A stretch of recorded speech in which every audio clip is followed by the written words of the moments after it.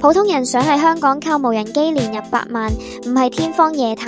今日同你拆解5個絕對可行嘅生意。第一，唔係普通嘅興趣班，係做專業嘅成人無人機培訓機構。課程收費由3、5千蚊嘅標準班，到8000甚至2萬蚊以上嘅進階應用班都有。就算你專攻高價值嘅進階課程，平均學費1萬蚊，一年只要招到100個學生，100萬就代代平安。第二，做無人機後市場服務，無人機維修、改裝、二手買賣，再倒賣下啲零件，呢個市場嘅缺口非常大，你只需要有少少機械基礎就做得，現金流超穩定，一年賺100萬，好實際。第三，做低空本地商業服務，呢個最易上手，幫公司搞年會，幫新人影戶外婚禮，幫地產公司拍樓盤宣傳片，一場活動航拍加剪輯，收2、3萬蚊係市價，勤力啲，一個月接幾單，收入已經好可觀。第四，同我哋合作搞青少年 STEM 教育，而家嘅家長最捨得投資喺仔女嘅科技教育上，傳統嘅藝術舞蹈班已經唔夠吸引，你可以直接用我哋 Odin Drone 飛控平台作為核心教材，我哋仲提供埋無人機、老師同系統支援，你嘅投入成本極低，你只需要專心招生，教小朋友認識香港地理，規劃飛行路線，一個學生年費1萬，招100個學生又一個100萬，而且係一個非常有意義嘅事業。第五，考個牌，組建一支專業嘅飛手團隊，專攻高價值嘅垂直行業，